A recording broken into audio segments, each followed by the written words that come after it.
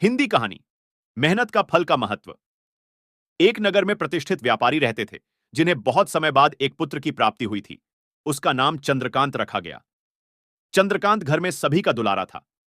अति कठिनाई एवं लंबे समय इंतजार के बाद संतान का सुख मिलने पर घर के प्रत्येक व्यक्ति के मन में व्यापारी के पुत्र चंद्र कांत रखा गया। चंद्रकांत घर में सभी का दुलारा था। अति कठिनाई एवं लंबे समय इंतजार के बाद संतान का सुख मिलने पर घर के प्रत्येक व्यक्ति के मन में व्यापारी के पुत्र चंद्रकांत के प्रति विशेष लाड डच प्यार था, जिसने चंद्रकांत को बहुत बिगाड़ दिया था। घर में किसी भी बात का अभाव नहीं था। चंद्रकांत की मांग से पहले ही उसकी इच्छाएं पूरी कर दी जाती थीं। शायद इसी के कारण चंद्रकांत को ना सुनने की आदत नहीं थी और ना ही मेहनत के महत्व का आवाज था। चंद्रकांत ने जीवन में कभी अभाव नहीं देखा था, इसलिए उसका नजरिया जीवन के प्रति बहुत अलग था। और वही व्यापारी ने कड़ी मेहनत से अपना व्यापार बनाया था।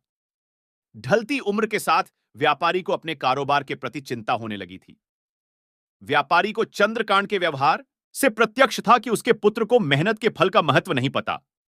उसे आभास हो चुका था कि उसके लाड़ प्यार ने चंद्रकांत को जीवन की वास्तविकता और जीवन में मेहनत के महत्व से बहुत दूर कर दिया है।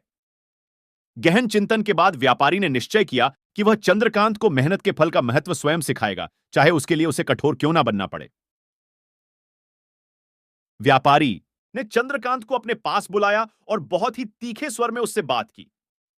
उसने कहा कि तुम्हारा मेरे परिवार में कोई अस्तित्व नहीं है। तुमने मेरे कारोबार में कोई योगदान नहीं दिया और इसलिए मैं चाहता हूं कि तुम अपनी मेहनत से धन कमाओ, तभी तुम्हें तुम्हारे धन के मुताबिक 2 वक्त का खाना दिया जाएगा। यह सुनकर चंद्रकांत को ज्यादा कोई फर्क नहीं शपड़ा। उसने उसे क्षण भर का गुस्सा समझ लिया, लेकिन व्यापारी ठान रखी थी। उसने घर के सभी सदस्यों को आदेश दिया कि कोई चंद्रकांत की मदद नहीं करेगा और ना ही उसे बिना धन के भोजन दिया जाएगा। चंद्रकांत से सभी प्यार करते थे, जिसका उसने बहुत फायदा उठाया और वह रोज किसी न किसी के पास जाकर धन मांग लाता और अपने पिता को दे देता और व्यापारी उसे उन पैसों को कुएं में फेंकने को बोलता है जिसे चंद्रकांत बिना किसी अड़चन के फेंका था और उसे रोज भोजन मिल जाता है। ऐसा कई दिनों तक चलता रहा, लेकिन अब घर के लोगों को रोज रोज धन देना भारी पड़ने लगा। सभी उससे अपनी किन्नी काटने लगे, जिस कारण चंद्रकांत को मिलने वाला धन कम होने लगा और उस धन के हिसाब से उसका भोजन भी कम होने लगा। एक दिन चंद्रकांत को किसी ने ध्यान नहीं दिया और उसे अपने भूख को शांत करने के लिए गांव में जाकर कार्य करना पड़ा। उस दिन वह बहुत देर से थका हारा व्यापारी के पास पहुंचा और धन देकर भोजन मांगा।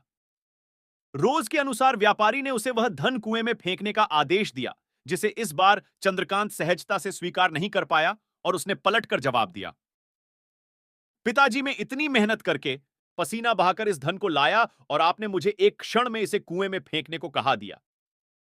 यह सुनकर व्यापारी समझ गया कि आज चंद्रकांत को मेहनत के फल का महत्व समझ आ गया है। व्यापारी भली भांति जानता था कि उसने परिवार वाले चंद्रकांत की मदद कर रहे हैं, तभी चंद्रकांत इतनी आसानी से कुएं में डाल आता था। लेकिन उसे पता था एक ना एक दिन सभी परिवारजन चंद्रकांत से किन्नी काट लेंगे। उस दिन चंद्रकांत के पास कोई विकल्प शेष नहीं होगा। व्यापारी ने चंद्रकांत को गले लगा लिया और अपना सारा कारोबार उसे सौंप दिया। शिक्षा। आज के समय में उच्च वर्ग के परिवारों की संतानों को मेहनत के फल का महत्व पता नहीं होता और ऐसे में याद आई तो उनके माता पिता का होता है कि वह अपने बच्चों को जीवन की वास्तविकता से अवगत कराएं। लक्ष्मी उसी घर में आती है जहां उसका सम्मान होता है। मेहनती ही एक ऐसा हथियार है जो मनुष्य को किसी भी परिस्थिति से बाहर ला सकता है। मापारी के पास इतना धन तो था कि चंद्रकांत और उसके आने वाली पीढ़ी बिना किसी मेहनत के जीवन आसानी से निकाल लेते, लेकिन अगर आज व्यापारी